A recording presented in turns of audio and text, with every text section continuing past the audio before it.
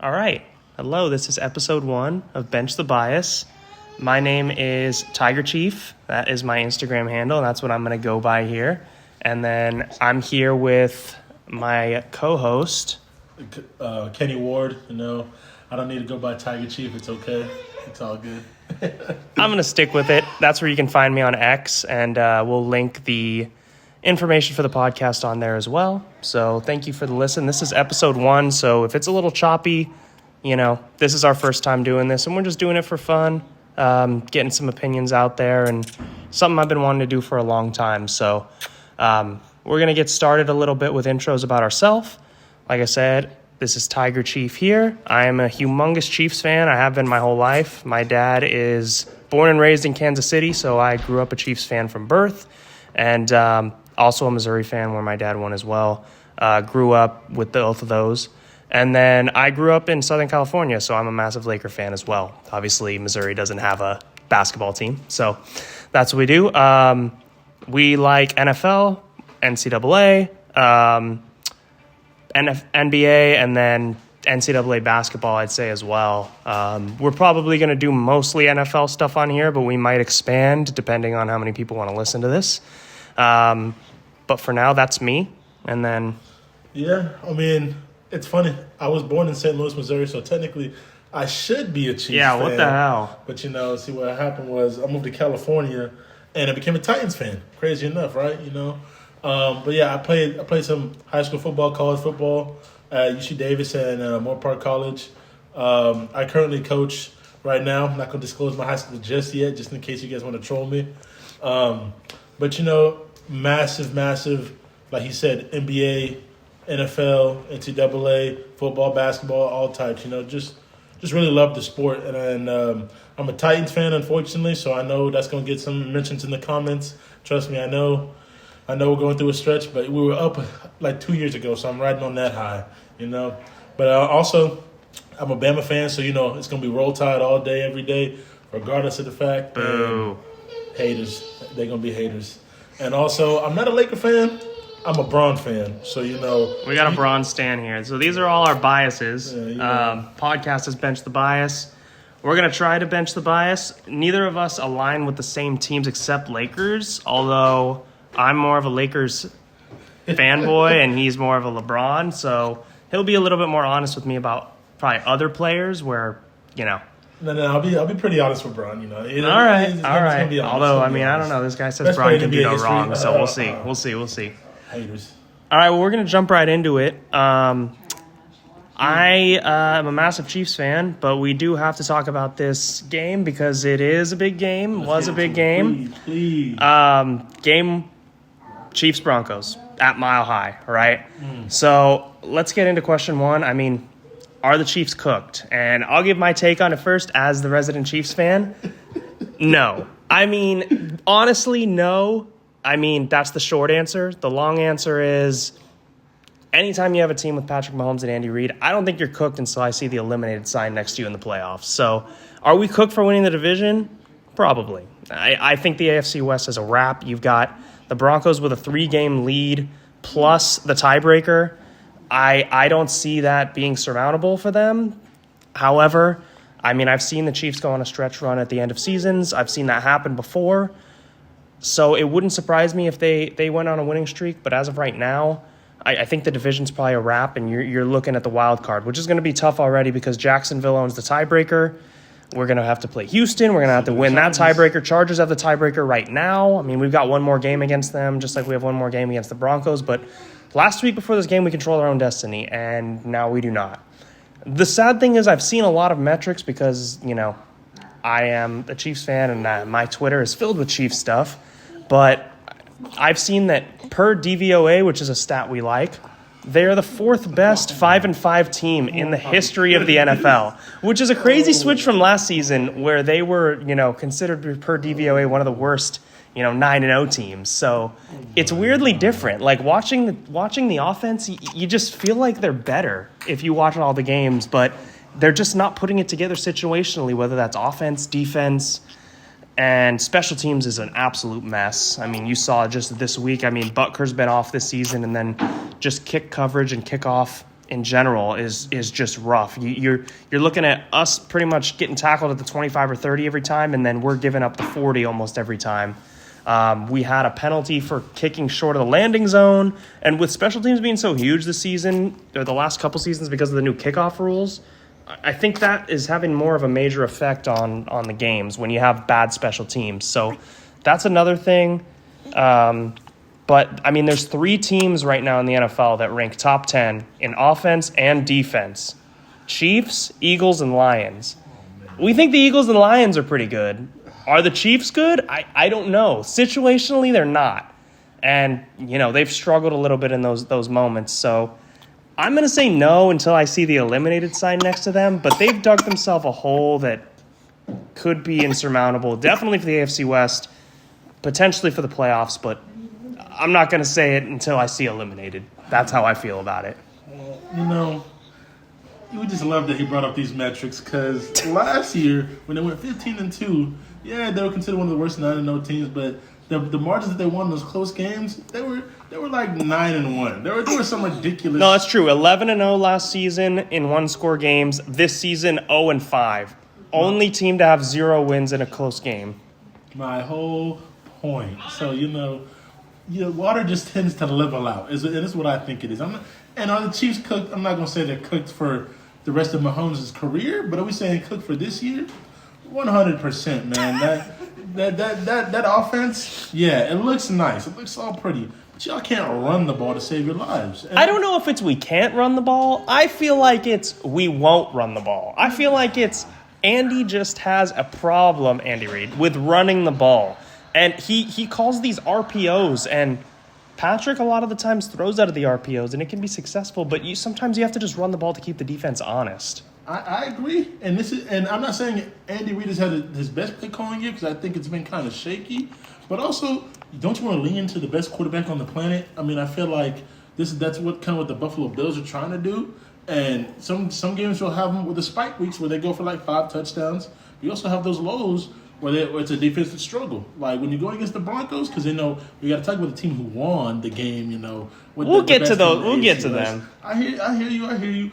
But the weapons, Sheet Rice, phenomenal. Travis Kelce looks like he's trying to pick it back up, but Xavier Worthy's been down. Your Tyquan Thornton's supposed to be a nice little. I think Tyquan Thornton's been awesome. I think he's not getting enough snaps is the problem, and with Worthy, I don't know what the issue is, but since he got to Kansas City, him and Mahomes cannot figure out the deep ball, whether it's Mahomes overthrowing or it's Worthy running, slowing up on his route or running out of bounds we saw a couple times last year.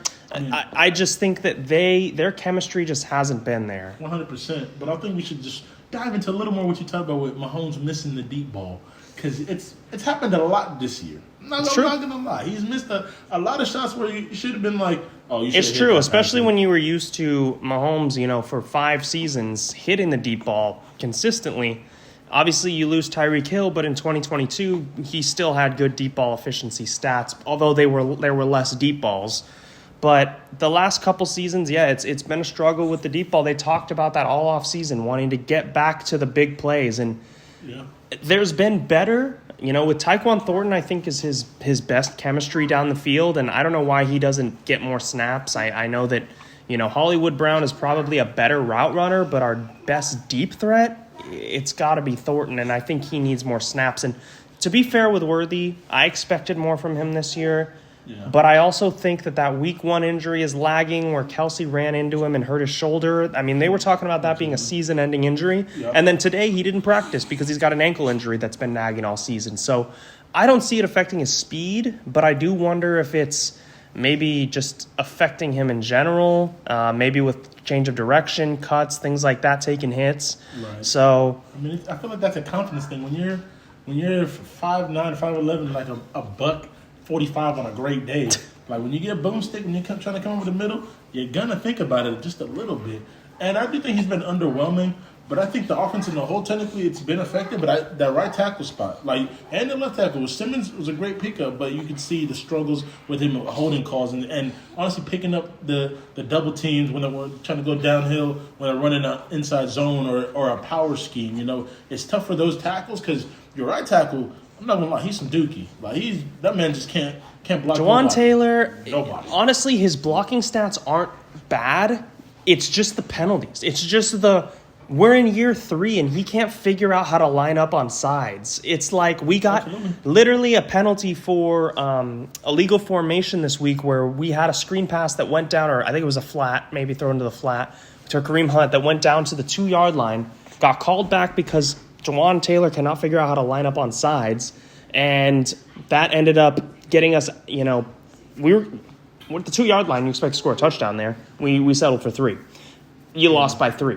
So, that's a 4-point swing there. That's huge. Simmons, though, I've been very impressed with. I feel as a rookie, I've been very impressed. He handled a lot of Nick Bonito and Jonathan Cooper this week, and I thought he did well. He only gave up 2 pressures, and against that historical pass rush right now, which, is on pace to break all kinds of records, I was impressed by that. Yeah. But Jawan Taylor, I don't know why he can't figure out how to line up on sides. Like we're in year 3, halfway into year 3, like insane. We knew he was going to struggle. Though. Like it wasn't nothing that surprised us because last year he had such a dreadful year, and then we thought, oh, it had to be better. It has to get better, and it clearly has. And they signed Jalen Moore, who was supposed to come in and be our left tackle before we drafted Simmons. He's still there. I don't know if he's starter material. I'm not 100%. He played okay in the absence of Simmons, but then against the Commanders, he struggled a little bit. Or not the Commanders, I'm sorry, the Bills. The Commanders, he was okay. The Bills, he struggled a little bit with that pass rush with Bosa and Rousseau on the ends. So I think that he ends up replacing Jawan Taylor next season because we can get out of Taylor's contract. He's a $20 million cap hit right now. But, that's neither here nor there. Right now, this season, we got to figure out how we can get him on sides. Yeah, and, honestly, you might as well just pack it up and just, try to get a better first-round pick. Yeah. I'm just saying, because we're not even talking about the most egregious thing is Patrick had a really bad day. Like, that man was... He always seems to struggle against Denver, and they've built a defense. I mean, they've really tried to build a defense over the last few years to stop him, and Sunday they did, and they've only beat him twice now in his time there, but they've played him close. Last season, they won on a blocked field goal. It's not like they blew them out. So they do play them well, and we've struggled on the road this season. 1-4 on the road, not good. So we got to figure out the road struggles and how we can do a little better there. Absolutely, which is why, going back to the question, the Chiefs are cooked because they can't win on the road, and you're going to have to go on the road. Granted, we're going to see because I don't think they can't win on the road. Patrick Mahomes has always historically been a better road player than at home. If you actually look at the numbers, this season it hasn't been the case. But historically, he has been better on the road. So I don't think it's and let's not act like Mahomes hasn't played in the biggest of stages. So I don't think the road is going to faze him. He's gone in the playoffs on the road to Baltimore and Buffalo in back-to-back weeks. So I don't think a road is going to be an issue moving forward. But of course, you go to that run. But we all know every time Lamar sees Patrick for whatever reason, he tenses up. I don't know why. But that defense is absolutely atrocious. McDermott, we'll get onto the Bills, but let's defense. Oof. Let's chat about the Broncos real quick because as much as it pains me to speak on this, to me, I fully expected the Chiefs to win this game, and I'm a homer. I have bias, but every time the Chiefs have played a big regular season game where they really had to have it, they won. Yeah. This is probably the exception where they played in a massive regular season game and they didn't get it done. So my question is, are the Broncos legit? That's my question to you. I mean, the answer's got to be yes, because the same way how the Chiefs last year when they were in those close games, the Broncos have those same metrics. Like they have 2 of the best wins on the season, regardless of how we look at it. Like they beat Philly and they beat the Chiefs. Like those are 2 of the best records. I mean, technically, like 2 of the best teams, should I say. So, granted, Bo Nix has looked god-awful, usually like the first half of the game, almost 75% of the game. But that fourth quarter comes, I don't know what happens, but that man starts to look like the second coming of Joe Montana. It's kind of crazy. It's kind of crazy. And that defense, like you said, historic. It's all time. Like Hufanga and Greenlaw, great additions. Like great additions. And I thought Zach Allen was gonna have like a regression. I thought it was gonna be a 1 year type of spike, but no, like ridiculous. And Nick Benito might be Benito's DPOY. legit. Might be Benito DPOY. is And legit. They did that without the actual DPOY winning last year. Yeah. PS2. Like, if you tell me you guys get that type of effort without the best corner in the game, it could only go up from here. Yeah. And it's extremely scary to see their ceiling when Bo Nix and them actually do get it right. So, the question Broncos legit is tough because the defense is legit. 100%. This is probably the best defense in the league. Like, they did that without Patrick Surtain. They did that without Houston's there, but I'd give the edge to the Broncos. I mean, you got PS2 out there, and they didn't even have Singleton either, who was dealing with a cancer issue, actually, testicular cancer, but he's actually going to be back next week. He already had surgery. So, I mean, they've got an amazing pass rush. They've got great corner. The only place they can get got is on the side of the field where Riley Moss is playing corner. Like that guy, and I honestly feel bad for him because he's just so heavily targeted because you're not going to throw at PS2. Yeah. You're just not. So it's like, all right, am I going to throw a PS2 or am I going to throw to the other side of the field? It's like, yeah, duh. So, he's getting a lot of targets right now, and he's the most penalized corner in the league. That's where they can get got on the defense. That's the only weak spot of that defense. Other than that, they're a unit. Now, when it comes to them being legit, I cannot personally see a team quarterback by Bo Nix doing anything in the playoffs. I just can't, and that might be my own bias, but I've watched him play teams that are not the Chiefs, and for some reason he does play pretty well against the Chiefs. I will not deny that. But I've watched him play teams other than the Chiefs, and he looks like he's not an NFL quarterback. So it's just, except a couple fourth quarters this season where I feel like mentally he just feels like he's got to kind of throw caution to the wind, and he's played well. Like, let's not lie. Like, he's played well in some fourth quarters, but to me, I don't think a team led by Bo Nix can win a Super Bowl. I just do not. I don't see it happening. Let me ask you this. Because now we're just getting disrespectful. Granted, I don't like Bo because he went to Auburn. That's different. But now I got a question. Do we think Sean Payton has called plays that really well this year? Like, I don't think he's been that good. I think Sean Payton is 100% the reason Bo Nix looks like a serviceable quarterback at any time. 100%. I mean, this is a guy who went 7-2 with Taysom Hill as his starting quarterback. Okay, but no. We're not talking about that because that offense was well equipped with gadgets and stuff. But it's hard for me to say that Bo Nix can't win when we saw the Ravens win with Trent Dilfer. I hate Sean Payton. I think he's a cocky asshole. I hate him.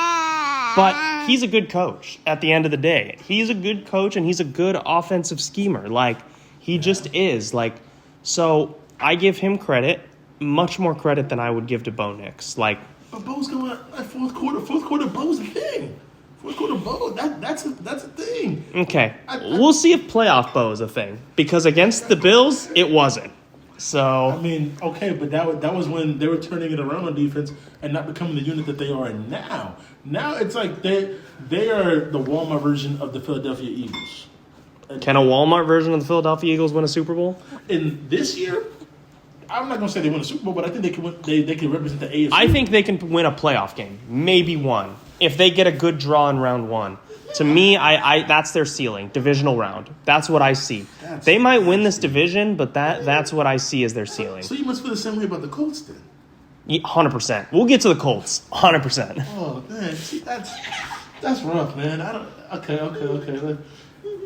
That's rough for me. That's rough for me just because this year you have elite quarterbacks, but the team isn't as elite as these said other top teams. To me, I see, and I don't want to touch too much on it until we get to the topic, but I'll give you a spoiler, I guess. But I see Daniel Jones as Tennessee Titans Ryan Tannehill. Oh, well, see, that is how I see Daniel Jones. And that is one thing we can agree on because I've been saying that for the majority. So I, as a person that has JT in fantasy, I agree 1,000,000,000% that is exactly what I was going with. But we'll get to that. I'm just glad that we agree on that. Yeah. For once, sure. All right, cool.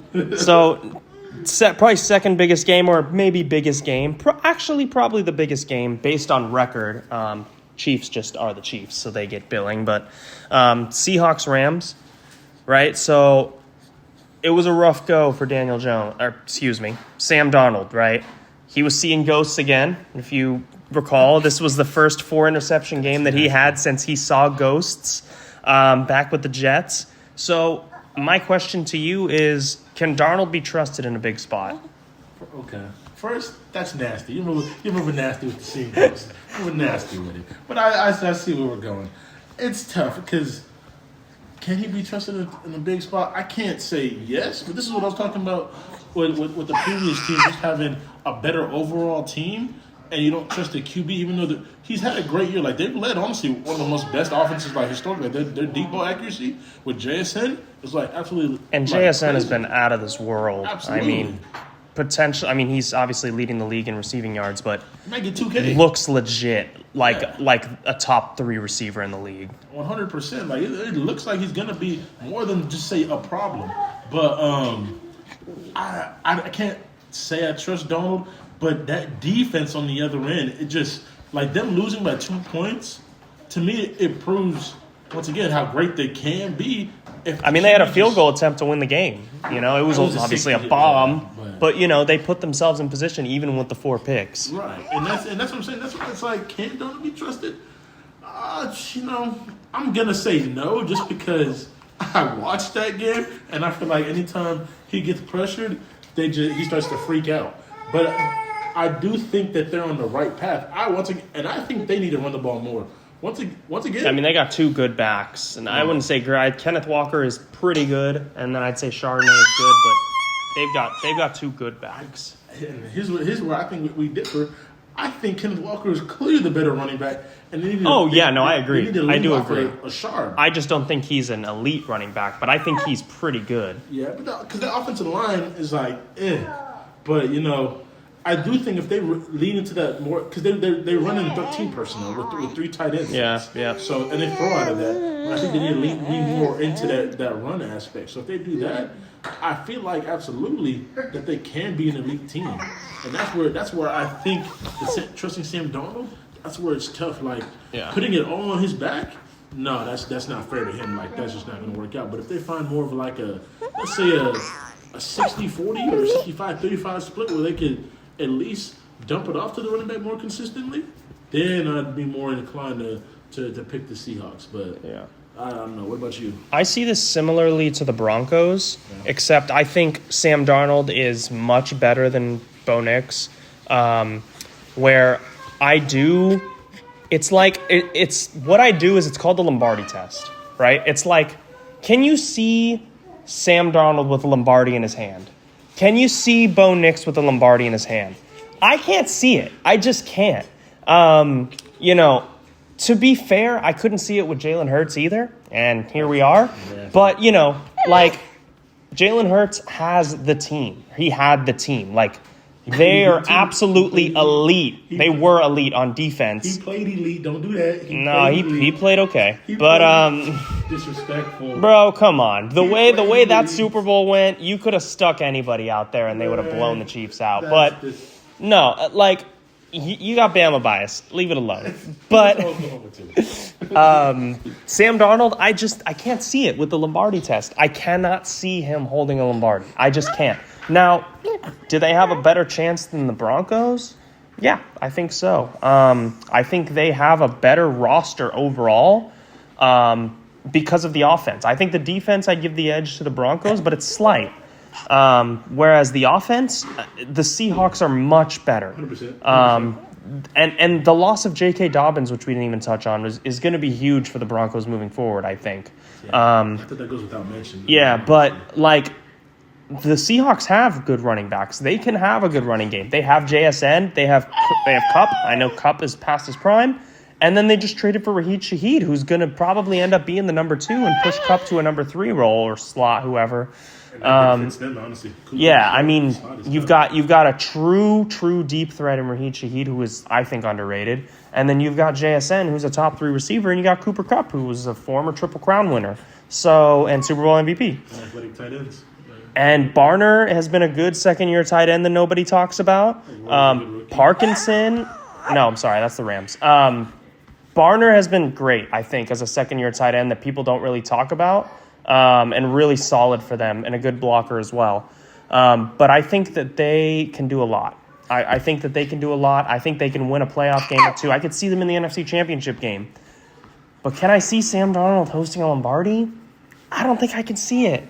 I mean, you saw last year with the Vikings how good that roster was.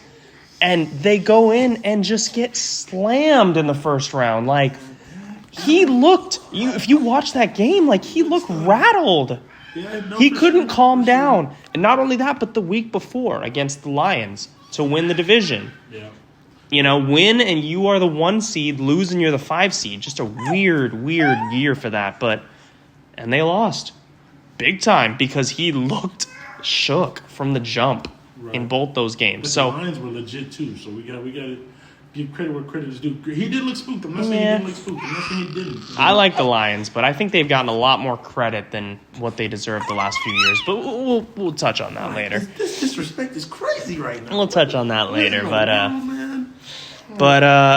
Yeah, so that leads me into the Rams, right? So the Rams, obviously, you know, Stafford has been excellent this year. The Rams look great. Are the Rams the best team in the league? Like, in a year that we can't figure out really who's super good, I think we know the Rams are good. But, like, are they the best team in the league? My answer is no. They're the second best team to me. Stafford, elite. Devontae Adams pickup off season looks like a home run and smash run hit, 100%. Yeah, he's still got it. He's still got it for sure. Ultimate red zone threat. Kyron, elite offensive line to me has been the biggest surprise. I thought those guys were going to be the reason why they were so, but they turned out they started packing it down. The inside zone scheme that they got, I do think in the heavy play action leaning into that, I think it's benefited them 100% and be able to keep Matt Stafford clean. Matty Ice is tough, man, and I do think they're the second best. I think they're the second best team in the NFL, but that just shows you what I think about the number 1 team. As much as I'm pretty sure you could think about what I'm saying. Yeah, but, no, the Chiefs are pretty good. Oh yeah, yeah, never that, but it's okay.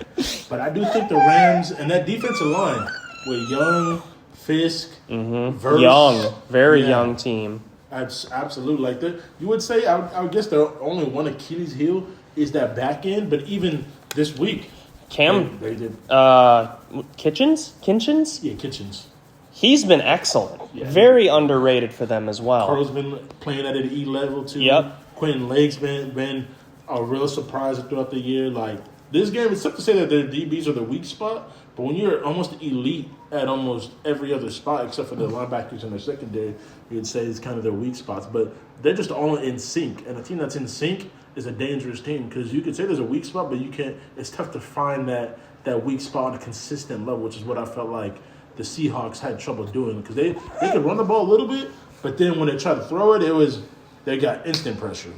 Off that left and right side, Sam was definitely seeing. I'm not gonna say he was seeing ghosts, but he was seeing somebody because he was seeing the turf a lot. Yep. So I think the Rams are definitely the second best team in the NFL, and they are a threat. They're a threat. To me, anybody who makes it to the NFC Championship game can win the Super Bowl. Yeah. And that's how I feel like the strength of the NFC West from top to bottom, just from this the full team aspect. Yeah, I mean, you think about last year, they're a drive away from taking down the Eagles, who look like a juggernaut on the road in the playoffs. They're the closest anybody came in the playoffs to beating the Eagles last year. And I know they're a little bit different team this year. I think they're better. Yeah, they're better. For sure. They're not my number 1 team. I actually agree with you. They're my number 2 team. But that's how close they are. They're there. And I think Stafford it looks like he's going to win MVP. If it's not him or Jonathan Taylor or maybe even Josh Allen, which absolutely not. Got way too much propaganda for him, but he's the PR champ. You never know. He did have 6 touchdowns this week. 2 horrible turnovers, but you're just moving nasty today. This was his first win of the season without James Cook going for 100 yards. But anyways, I digress. And they needed and he took a couple plays away from Mr. Cook, but yeah, he's anyways, I don't want to talk about Josh Allen. I got my biases, but Rams, I think they're the second best team in the league. I like them a lot. McVay is, to me, the best coach in the league. I love Andy Reid, but to me, I think McVay is the best coach in the league right now, this moment. Devontae Adams has been amazing. They haven't even had Puka a lot of the year. Now, I do think that Stafford's been excellent, but I do think his numbers have been propped up a little bit by the fact that they love to throw the ball on the 1 yard line to Devontae Adams for a fade. That's crazy. That mess is crazy. Man. But I don't blame them. It's an unstoppable play almost. He is an absolute demon in the red zone. So, I don't blame them for that. I like how well they've been playing this year. I think they have a great defense. I think they have an awesome offense. And I think they're only going to get better with the reintegration of Puka into the offense, and I don't think he's 100% right now. It doesn't look like he's got some lingering injuries still. And isn't that beautiful that he doesn't need to be 100%? No, because Devontae's still a 1. Yeah. Like, to me, Devontae Adams is still a 1. Now, you're plugging a 1 into the number 2 spot when he's back and healthy. That's huge, So, do I think that they're the best team in the league? Not at the moment, but I think they're number 2. And I think they're a top 2 team in the NFC. And I can see them in the NFC Championship game. Absolutely. I definitely agree, and it wouldn't surprise me at all if they make the run. Because if they get there, I'm not gonna say they can't win it. Because they've won it before. Yeah, and that team is. I'm not gonna say this team is a little bit better from top to bottom wise, but you're talking about some crazy conversations. If Stafford wins an MVP and a Super Bowl this season, you're kind of talking about some crazy. Because before it's like, okay, is he a Hall of Famer? Then it's like, where is he all time? When you've got 2 Super Bowls and an MVP, and the numbers that he's put up was, he just passed 500 with this win for the first time in his career. He's been an under 500 quarterback. So, did the Lions just hold him back for so long? And if he wasn't there, he'd be considered maybe a top 10 guy with a Super Bowl and a Super Bowl MVP and another win and a regular season MVP? I don't know. I don't think that's a hot take. I think if Stafford had a solid team in Detroit, we're looking at it completely different than the way we look at him now. Because to me, he is a Hall of Famer. And he's only building on his resume. I'd take him over Eli Manning. Any day of the week. And I think Eli Manning seems to be closer in conversations with the Hall of Fame because of those 2 Super Bowl wins. But anyways, moving on. We've got Eagles-Lions was an interesting game. I was pretty shocked by the way that the Lions looked out there. But then again, they were playing a good defense. So first question I have for you is Dan Campbell took over play calling last week and it looked awesome. This week, looked a little bit more of a struggle. So should Dan Campbell still be calling the plays? Absolutely. I think, once again, not just the 1 game or 2 game sample size, but when you go against Philadelphia, the way they're playing now with the addition of Jalen Phillips, like that defensive line. That was huge. Looks like the old Philadelphia. So it's tough. And like Campbell, to me the game, it was a little microcosm of just them not being able to get the plays they usually able to get, like on 4th down with the fake punt and a couple other 4th downs. Like it's just they're 0 for 5 on 4th down. But that's who they are, though. So they're naturally, when it works, you look like a genius. Yep. When it doesn't work, it's damn you. So it's tough. Like I definitely like the way Campbell is getting everybody more involved, because with him involved, it looked like Jameson was getting touches. Laporta looks like he could get touches. Yeah, that was huge, reintegrating Jameson Williams. Obviously, it didn't lead to a victory, but he needs to get going more. That's what I'm saying. So I feel like all he's doing is just building confidence for the postseason. Granted, would you like to get the win with their defense playing that well? Absolutely. But I think to me, I'd be semi-encouraged just the fact that these pieces are starting to get there, and Laporta is going to come back during that postseason run. So, I think we should stay a little relaxed on the Campbell hate, because last week we were singing this man's praises, calling it, why don't you do this from the very beginning? It's true. So it's like I think it's tough to just hop off like the next week. Yeah, I think that we, I think he should still call plays. I think that we wondered, how would they be affected by the loss of Ben Johnson? And the offense obviously hasn't really missed a beat. The record isn't the same, and obviously they're not even leading their division right now.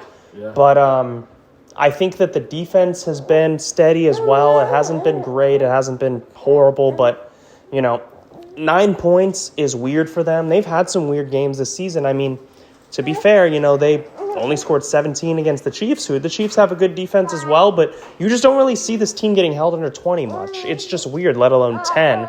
So I think they played a real good defense. It's tough, but I think you probably have to keep rolling with Dan Campbell until, you're seeing some sub-20 games continue. Yeah, and I don't think Jared Goff had the best game either. I think he missed a couple. He looked rushed. Leads. And yeah. Jared Goff, it's always been with him, if you can get pressure on Jared Goff, you can rattle him, you can beat him. He's not a mobile quarterback, and he struggles with pressure. So, like any quarterback, really, but obviously he's not mobile. So, I think that's one of the things that they're able to do, and especially with the addition of Jalen Phillips, that's been huge with the pressure they're able to get. Yeah, absolutely. So, my next question is about the Eagles, right?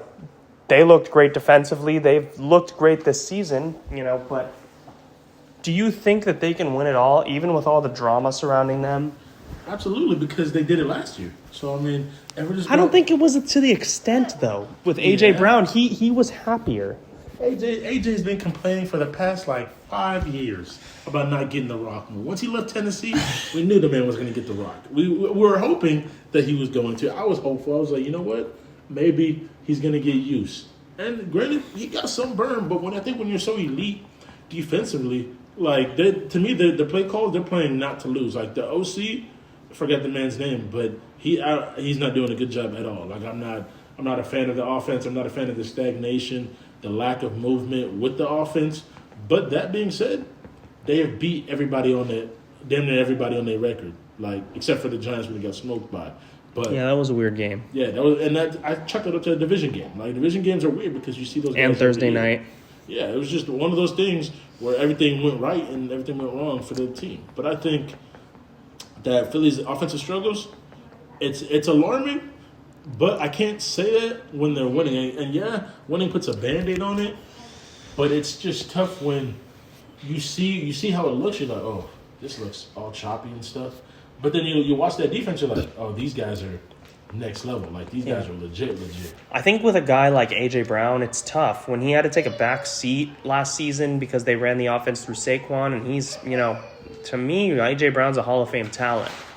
Will he be a Hall of Famer? We'll see. But to me, he's a Hall of Fame talent. And when you're a wide receiver, you're not super judged on championships, and he's already got one. So I think I understand why he's frustrated with his touches. He feels, hey, I'm a top 5 guy, and I'm not getting the ball, Right. So I think that can be tough for him. I think his best fit is elsewhere, especially if they're not really going to utilize him. Maybe back to Tennessee. No, I'm just playing. But to me, I think his best fit is with probably the Patriots, based on the amount of cap space they have. That's a great little find. That'd be a great little gem. But I don't know if I can't say it's tough to not let him go. I would love that if he would go over there to the Patriots. That'd be a kind of a dope little scenario for Drake May to find an elite weapon. But I think he could be a number 1, especially in this offense where they like to run the ball more. They the tush push obviously. I think A.J. Brown's tired of push and tush. I think everybody's tired of that, honestly. And I love the tush push, but when people false start dang near every time, it's not football anymore. But to answer the question, I think my answer is actually no. I think that unless they figure out a way to get A.J. Brown to buy in more, I think it's no. And if you think back to the season before they won the Super Bowl, they started out hot, right? I believe they were 10-1. And they ended up finishing 11-5, 11-6, and that was the and got smoked in the playoffs by Baker Mayfield. But we knew because the vibes were bad. The coordinators were dookie. The vibes were off. I'm a big vibes guy. Vibes were off. To me, vibes are a little bit off. You win and you're complaining every game. I don't know. And it's what you said. Winning puts a Band-Aid on everything, but it wouldn't shock me if they lost some games. And I'm being honest, right now, Philly's my number 1 team. That's how I feel about it because you won the Super Bowl. You have pretty much the same roster. You have the best record. To me, like, they've earned the track record. They're the best team in the league right now. Right. Do I see them winning the Super Bowl? No, I don't. But right now, I think they're the best team in the league. This moment. And that's tough. I see. It makes sense. And I'm not gonna say it doesn't. And I'm not And saying Saquon hasn't been very good this season. The Like, offensive line's based on the been standards bad. that he had last season, I don't think he's lost a step. I actually don't. You're right. I think the offensive line plays a part in it. But statistically, he hasn't been great this season per his standards. Yeah, but I feel like that goes back to the play calling and the way they use them. Like when they go in the center, everybody. I wish they'd go in the center more. But when they go in the center, I wish the Chiefs would too. Yeah, the play because heavy play action. Hey man, it'd be nice. But everybody knows when they go in the center, it's literally just to give it to Saquon. It's not. Yeah. There's no play action. There's no type of movement. So it's like they're not really scaring nobody. Nope. And I feel like they're really missing Mekhi Becton. Mekhi Becton Yep. not being there, I feel like that's a heavy miss on that offensive line. Yep. And AJ, I love AJ, so I can't put no smut on my man's name. But complaining while you're winning is tough. Because like you said, for the Hall of Fame conversations, yes, production matters. But at the same time, if you want to win, stay. If you don't, then leave. To me, it's that simple. Like, if you truly value winning, It's kind of the Tyreek Hill conundrum. the It's Tyreek like Hill left, it was Dookie. no, he was great in Miami? In Miami, he was offensive player of the year. He was number one voted in the top 100 players of the year. He was absolutely elite for 3 seasons. And now, obviously he's got injured, or 2 seasons, I guess. Yeah, because he 2022, 23, 3 seasons. And then this year he got hurt. But do you value rings, winning, or do you value individual production? Because he got to a team where they're like, we're going to throw you the ball pretty much every play, and we also have another speedy guy on the edge. So do you want the Tyreek Hill path where you're going to put up huge numbers where you can be an offensive player of the year? Or do you want to go the path where you could potentially win rings? That's where you have to decide if you're an A.J. Brown. It's the winning. Like, everybody values winning at the end of the day because why do people say Jerry Rice is better than Randy? Because they won. Like, when you talk about the numbers. And the longevity, I guess, but... Yeah, but we're talking about peak. My GOAT receiver is Calvin Johnson, but that's another story. We're talking about an absolute aberration. Because I don't always put into, who had the best numbers all time. I'm like, who had the greatest peak? That's what I'm saying. To me, that's Calvin, but I'm also not a super old head, so, Neither am I. But anyways, we're getting off track. Let's move on. Jags Chargers was actually a big game. You've got 2 teams that were in the playoff picture, number 6 and 7 seed, playing each other, and Jags smoked them. Like, it was a no contest. So, first question is about the Jags. Jags have been up and down all season. They've got highs. They beat the Chiefs, which I don't know if beating the 2025 Chiefs is a huge accomplishment this season, but we'll see later on. You talk about them, I don't know. Dude. We'll see later on. It remains to be seen. I believe it is. It remains to be seen. I'm just, trying to be slightly unbiased. But they've had some lows, Trevor Lawrence has been up and down. So my question is, are Jags a playoff team in your eyes? I mean... Because they're most likely not winning that division. The Colts pretty much have that locked up. The Colts got that. That's unlocked. The Jags, they can't make a run, absolutely. I think more so because the Chargers not healthy, so I think the Jags are. And I think a coaching change, once again, coaching changes make a heavy difference. Like, when everybody's in sync and in line, Trevor, inconsistent, absolutely, but that offense has looked pretty decent. Like, it's inconsistent, but that's who the Jags are. Like, I don't. Yeah, and they haven't even figured out how to get Brian Thomas going yet. Yeah, he's been one of the biggest lows of the season. In all honesty, plagued by drops and just has not gotten it together. But Travis Etienne looked like he had a little bit of a resurgence. Yep. So I he's think been great. It's a great thing when you're able Tootin looks awesome. Yep, Tootin, and I think running the ball in the postseason, I think that goes a long way. When you're able to run the ball and play solid defense, I think you end up being pretty decent, better than just throwing the ball. Devin Lloyd has taken the next step. He had that pick 6 against the Chiefs, which swung the game. He's been awesome this season too. Yeah. So I definitely think the Jags are a playoff team, but are they going to make any noise? No. It's how I feel for both teams, in all honesty. This is a big game for playoff contention, yes, but are any of them a threat? Are the Jags a threat? I don't see that. I don't see it at all, unfortunately. Not really. I'm torn on it. I think they could be the 7 seed, but I'm with you. I think their ceiling is first round exit. I think they should be happy to be there. I think Trevor Lawrence is not very good. To me, he's like pretty much Blake Bortles' clone. I mean, he had a couple good seasons. You were just moving so disrespectful. With No, all these I just, quarterbacks. I think that he's Blake Bortles with higher pedigree. Like, he came in, he was the number 1 high school player. He was the number 1 draft pick, and you've got all this pedigree, but you got to put it together on the field. And he's had some highs. You can see there's talent there, and there's reason he was that pick, but he just has some moments where you're like, he misses layups, the easy throws, some bad throws. Yeah. He's been using his legs more this season, which I think Liam Cohen had kind of asked him to do and emphasized. But he's an athletic guy. He is athletic for sure. But really... to me, it's like, I don't think he's a $50 million a year guy, and that's what he's making. So when you got a guy making $50 million a year, and that ties down that portion of the salary, I think you're capped to a certain degree. But I mean, it's like through all these quarterbacks in the NFL, like we have the top 5, right? Drake May is starting to creep up there, and Jaden Daniels is obviously on that trajectory. But outside of all that, Jared Goff, mid, because we know he caps out in the postseason. He's not playing in the dome. Jalen Hurts, we got to say because he's up there, but. Well, I'm not saying if I put Trevor Lawrence on the Eagles, are they not the same thing? Are they not a little bit better?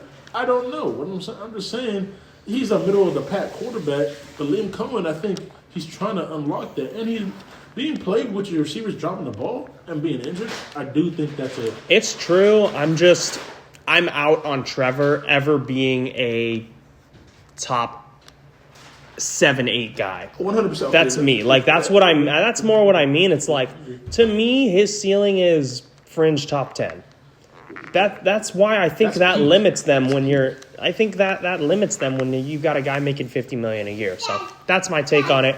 I think that they could be a playoff team. 7 seed is probably their spot, and if they do make it, they're getting destroyed by whoever is the 2 seed. Anybody.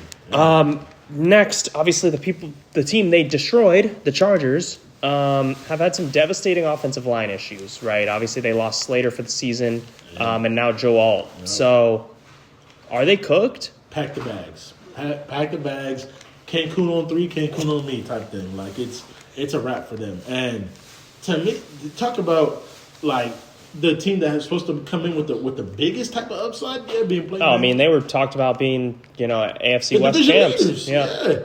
And granted, those 2 book tackles getting hurt, huge, astronomical. Because when they're healthy, I mean, Justin Herbert was under duress all day long. Yeah, 100%.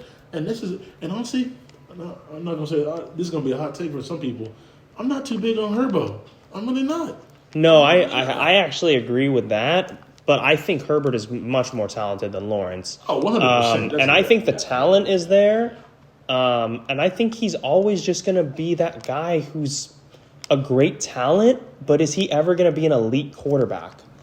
Elite talent doesn't always mean you're an elite quarterback, and that's where the top 5 you're going to struggle. It's like, okay, yeah, you've got these elite tools, and he can make all the throws, but can he be there in the big moments? Is he that guy?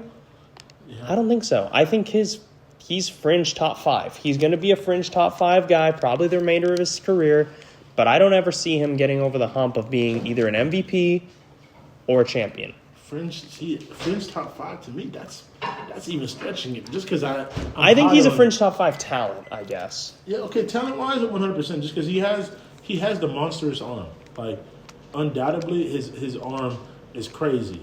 And with Harbaugh, I do think that his success is also at that level where it could be something special. But he's going to be on. In those type of games, it's going to be on his arm. And that's where I think And they've thrown the ball more this year. You Yeah. know, they were running a lot more last year when they had Dobbins. They put a lot more on him this year. Right, and I'm not too, and it's kind of showing to me like he looks great. It looks great. I mean, they're 7-4. Monkey's been down a little bit. He had a better couple games, but to me, I think I don't think that they can stop any pass rush at this point. And if Justin Herbert's going to be under duress, Amarian Hampton is going to come back eventually, but I don't think they make the playoffs. To me, and they're 7-4, so that's saying a lot. But Yeah. they got absolutely railed at the Jags, who I don't even think are that good of a team. I think they're a fringe playoff team potentially. So, yeah, I think unless they can figure out something with the offensive line, they're cooked. I agree. I'm not too big on. I'm not gonna say they're not gonna make the playoffs just because they are 7-4. So I mean, if they do, you're getting smoked. Yeah, that's how I feel about both these teams. Whatever happens to both these teams, I do think the Jags have an easier go about it. But either way, whatever happens in the postseason, they're getting absolutely blitzed. And Agreed. It's not going to be pretty. Agreed. Next game on the docket, Bills-Bucks was a big game in Orchard Park. Josh Allen had some ugly turnovers, but got his butt pushed a few times and scored a couple rushing touchdowns, and had a couple guys run for some awesome yak and get him some touchdowns on a swing pass. So I'm just being a hater. My question to you is, can the Bills still win the AFC East? I think so. But they have to be perfect. And I'm not saying We've seen it. Yeah, we've seen them start 6-6 and finish 11-6. So right, and that's where it comes into play. Like, do you? The question is always going to be, do you trust Josh Allen? The answer is going to be yes. But yeah, the question with the postseason is going to be, do you trust that defense? And like the Bucks, like those guys with a limited roster because everybody's hurt. Everyone's hurt. Put 32 on them. Sean Tucker looked like the second. They cannot stop the run. Not they at all. just cannot stop the run. And I don't understand why the Chiefs didn't run the ball more on them. That's a different discussion. But they can't stop the run. They couldn't stop a nosebleed. Like, straight up, like, it's bad. Yeah. So if you run into a team like the Colts in the playoffs, That's where it comes. And I mean, that's a bad matchup. Like, but at the end of the day, I actually give the Bills massive respect. To me, Josh Allen is the second best QB in the league. I think he's awesome. I don't necessarily agree with the fact that he deserved MVP last season over Lamar. That's another discussion, but I do think he's an MVP type talent. He's a Hall of Famer in my eyes. The QB that I'm most scared to play as a Chiefs fan is Josh Allen, 100%. So with him, I think anything's possible. But you look at the Patriots' schedule, and it is just Charmin soft. Like, in this season, they've played, some of the worst teams in the league. Like, they have not played a team that has a better than bottom 10 record this season. Yeah. That being said, I do still think they're impressive. That's a different story, but they beat the to Bills. me, they beat the teams they're supposed to beat, so it's going to be tough. Like, the Bills are going to have to win the matchup against them. You're looking at, the Patriots are 9-2. The Bills are 7-3? 7-3, I believe. So they got a shot. I mean, they control their own destiny, but the Patriots' schedule is just so soft. I see a few more losses on the Bills' schedule more than I see them on the Patriots' schedule. Yeah, and that's why it's tough. Like, I don't disagree, and that's where I'm not saying it's impossible for them to get it. I just trust Josh Allen and the elite offense that he can produce. But I do agree that the Patriots' strength of schedule puts them in a way higher advantage of them being the AFC East winner. Yeah, and to me, the Bills this season, their passing game, which, you'd think that's their strength, has actually not been very strong this season. Yeah. Josh Allen's passing numbers are down, and he's taking less and less deep shots. He's completing less and less deep shots, and they're struggling in games where James Cook is not going off. Like, if they don't get him going, they've only won one game like that, and that would be this last game against the Bucs. And the Bucs are depleted with injury. So, to me, if they don't get him going, they might struggle. But okay, so I got the rest of the season for the Bills right here. Tell me what you think. obviously tomorrow they have the Texans. Yeah, I mean, no C.J. Stroud. I mean, they have a good defense, but I'd say that's a win. Okay, I agree. Bills Steelers. Yeah, I mean, Steelers are frauds to me, so 100%. Bills Bengals. that's the tough one because Joe Burrow is a full participant in practice today. So if he doesn't play this week, he will be playing by the time they play. Yeah, honestly, I'd be excited. So that's tough. But it's still okay. The Bills have the worst defense, but the Bengals got like Defense, yeah, the Bengals defense is atrocious, but they're like a high school team. you never know in a shootout. You Yeah. just never know with teams that can score. You never know. I would just say because that would be the first game Burrow does come back. I would like to say that Josh Allen being towards the postseason form I mean, they should win, but it's more of a toss-up than it would be if they didn't have because of Burrow. the defense, right? Not because of Josh. Because that defense. Yeah, because of the defense is just Absolutely absolutely horrible. So who would you give the victory to? Probably Bills, if I had to trust my gut. Now the rematch, Bills Patriots. See, that's tough because they already beat them on the road. So that one is in New England, correct? Yeah, I mean, so that's tough. I can't see them sweeping them though. You can I see them know, sweeping them? I know, it's tough. That's what I'm saying. They could, they could win the division. But do I see more difficult teams on the Bills schedule than the Patriots? Yeah, because the Patriots schedule is just soft as it gets. Yeah. So okay, Who else they got? Who are the rest of their games? They got the Browns, Okay, but then they and they both got an easy schedule. then they got the Eagles. Yeah, okay. See, I knew there was some tough ones on there. So, To me, that's the only. You got the loss, 'cause Eagles. They got the Jets after the last game. yeah. Like To that. me, Eagles and Bengals could be sneaky tough. Bengals. Yeah. Whereas you look at the Patriots schedule and it's like, oh, yeah, they shouldn't lose again minus the Bills. I don't disagree. Let's see. Let's look at the rest of the games for the Patriots right here. They got. Yeah, I'm not gonna lie to you. It's pretty sweet. They got the Bengals before Joe comes Yeah, back. probably. Then they have the Giants. Yeah. Winnable game because I think Dart's probably not going to play, but we'll see. We'll see. I think I would hold them on the rest of the season if I was them. Then they got the Bills. I mean, we already said Yep. that's a toss up. Then they got the Ravens, and I think the Lamar. Yeah, comes back- Ravens actually, now, although I haven't been that impressed with the Ravens, but to me, I'd pick the Patriots in that game. Oof. I don't know. It's tough. That's probably their toughest game on the schedule. Yeah, for minus sure. the Bills. Because they got the Jets and then they got the Dolphins. Yeah. So then I'm not saying the Bills can't, but right now, if you ask me to pick, I'd pick the Patriots to win the division. that's valid.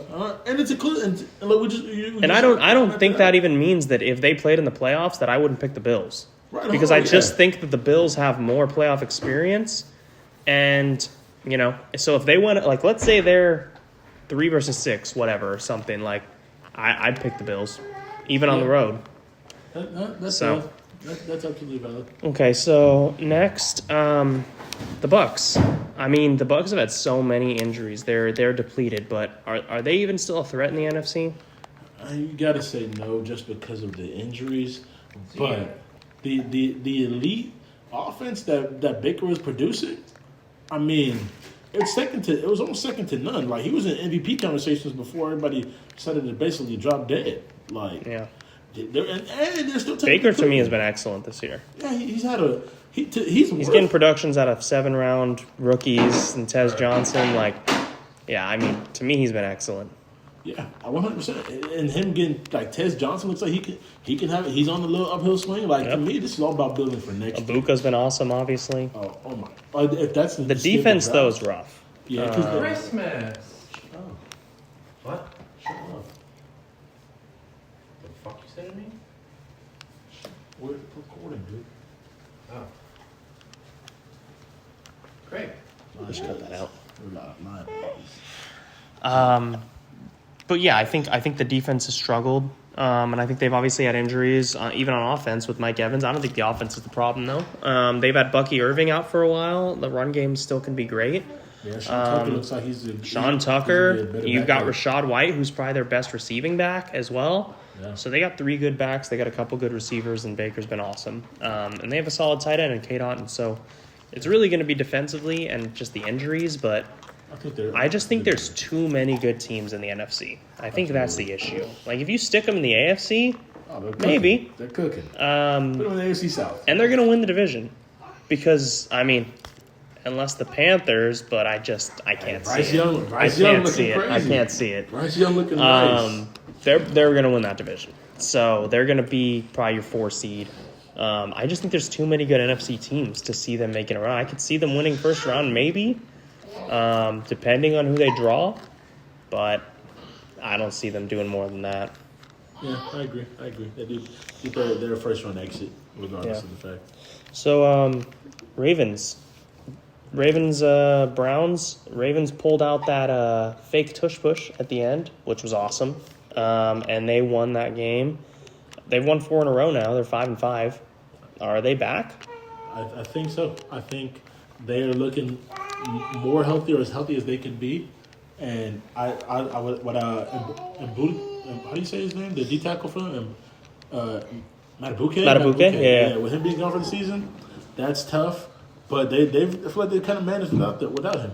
And I do think that defense is starting to wake up a little bit. And obviously when you get Lamar back, like you get a top 3, top 5 quarterback. Yeah. Like with him and Derek in the backfield, it's scary for anybody and everybody. And I think being able to run the ball later in the season does always bode well. Running the ball and playing defense, and I do think the Ravens are able to, and I think they're going to win the division. I think so too. I think the Steelers are some poo-poo. They're frauds, like you said. Absolutely agree. The Browns, we know they're frauds. They're what they're going through. Elite defense, but that's about it. And they're not going to have Rodgers probably for at least a couple games. No. Although I don't know how much of a difference that's going to make, but still, I don't think they're for real. Right, and then we know what the Bengals are. Like regardless, would Joey be coming back or not? Like I think the division for the Ravens. I think they're just too far. Yeah, they're too far gone. Even if they won out, like the Ravens, how many more games are they going to lose? You know, right? And I like their strength of schedule, and I just like the way they're playing. Yeah, like I do think to me they're scary. They're a scary team when they're right. That's a scary team. No, for sure. I mean, when Lamar Jackson, like obviously one of the top 3 QBs in the league. I think if they get in, you're looking at a team that could run the table. But I just think with them, it's tough. Like, can Lamar ever get over the hump? I don't know. To me, he tightens up when it gets deeper in the playoffs. So only against one dude, only against one team, and that team's not even going to be there. So we're not even worried. That's false, but that's fine. My last question about that game is Shadur. Obviously, he's a popular subject. Was he blackballed? Was he not? You know, is he good? Should he have been a first-round pick? He came in and went 4 for 16 with a pick. It was rough. Ravens aren't a particularly good defense, but they've been better lately statistically. Was it a tough spot, or are you out on him? I think it was a tough spot. It was you asked him to come in and win the game against a team that's been playing like top 10 defense on the back end of the month. Like I feel like that's a tough spot to go with no weapons. Judy's been mid all year. Cedric Tillman's been he's a out Jameis all Winston year. merchant. Okay, relax. Hey, don't do that. I think Dylan Gabriel's been that terrible. Oh, Dylan Gabriel is just awful. That's what I'm saying. Just not an NFL quarterback at any rate. Right. And I've been saying this all season. Just give him a shot. Give Shadur a shot. Like, what do you have to lose? Literally, worst case scenario is you just cut him because you think he's trash. Like, best case scenario, he ends up being your long-term starter, which I don't see that happening, but that's best case. Second best case is somebody gives you a draft pick for him because you don't want him anyways, it seems like. So, yeah, I do think it was a tough spot. To me, I don't see him being an NFL starter, but we haven't really seen him play, you know? So it's hard to say. I didn't see anything that looked very special when I watched him play. He's got a lot of distractions, and one of those things with his daddy, like you've got to be a really good QB for a team to want to take you on with all the distractions and the persona and things like that. So I just think it was because his dad. They're trying to get his dad in the NFL too. So I think with that, all those distractions made it worse. But if the conversation is he better than Dylan Gabriel? oh my God, I mean everyone's better than Dylan Gabriel. Like, no, you're not wrong. I just think give him a shot, see what happens. Like, because why not? He's bad. Why not? If I'm the Browns, he's starting the rest of the season. Like, why not? Same way with the Saints. And if he's horrible, he can help you get a top draft pick, and then you can go get a franchise QB. So I love him. Yeah. I do 100%. All right, so let's skip the rest of these games and let's just get into the picks, and we'll do these real quick. So Biggest game probably coming up this weekend, I would say, is Colts Chiefs. People want to see, obviously the Chiefs have the Chiefs factor, and then you got the Colts who are just rolling, right? So, who's your pick? Give me the Colts. Give me the Colts. I know we had doubts about Daniel Jones at QB, but give me Jonathan Taylor. Give me that offense, and give me Patrick Mahomes. 2 interceptions. Okay. Well, they are going to have Sauce Gardner and Charvarius Ward is coming back this week. My pick is Chiefs. I don't care what you say. Mahomes is 4-1. The Chiefs are 4-1 this season at home. Mahomes has been considerably better at home. And I just don't see them losing 3 in a row. I just don't. And also, I think if you can shut down Jonathan Taylor, you can be good. And who has been able to do that? Nobody yet, but I mean, I'm selling out. That's what I feel. I'm making them one-dimensional. I'm making Daniel Jones beat me. And if Daniel Jones beats me, then I didn't deserve to win. The Ryan Tannehill effect. I hear it. All right, we got Texans-Bills. Give me the Bills. Give me like we talked about. No CJ. Davis Mills playing great, but even that with Woody Marks and Nick Chubb running the ball, that's not going to be enough to keep up. Even though they have an elite defense, I trust Josh Allen. I am going to surprise you here because I'm actually going to go Texans. I love their pass rush and their defense, and to me, Davis Mills actually has been really good. Yeah. And I think that Thursday night games are always weird. It's a short week. It's in Houston, I believe, if I'm not mistaken. Yeah, it's in Houston. I'm gonna go Texans on a weird upset Thursday night game. Okay. Low scoring. I think it's gonna be something like 21-17 or something like that. 21. Okay. I respect the tough pick. I respect it. Steelers Bills. Bears. 2 teams with winning records. I think that's kind of what we went with for some of these picks. Steelers Bills. Steelers Bears. Who you got? I got Bears. They're playing pretty good. They're playing. Ben Johnson got them boy cooking. Caleb Williams looking like he was supposed to be that top pick, and DeAndre Swift not half bad. And Romadunze. And Monunga's been good too. Their backup. Yeah, Monunga's having a nice little breakout. Romadunze is having his breakout, and don't sleep on the best receiver on their team, Luther Burden III. Goodness. He is the best receiver on that team, 100%, and you will see he is clearly the most dynamic guy on that team. When that terrorist Ben Johnson starts giving him snaps, you're going to see why he's the most dynamic and the best receiver on that team. Over Odunze. Mark my words, you heard it here. Luther Burden, the Missouri product, stud. Absolute stud. I actually agree, big time. I think the Steelers are major frauds. They're not even going to have Rodgers. I don't think this... I don't love the Bears, but I just think the Steelers are so bad that I think the Bears win this by 10+. I agree. I can see that. I can definitely see that. Eagles-Cowboys. Big spot because the Cowboys are the Cowboys, and the Eagles are your reigning Super Bowl champs. So, who you got? Eagles pretty easily. Eagles by double digits. Like, Dak and them look great, but I think the Eagles are going to want to get them for a little get back for the week 1 opener where they made it a little tougher than they needed to be. I think the Eagles kind of put their foot down and let them know that you guys are the little boys in this division. Well, we got the Cowboys in Jerry World coming off, a big win. This guy, man. You've got Dak playing some of the best ball of his career. You've got CeeDee Lamb, of course, and then you got Pickens, who...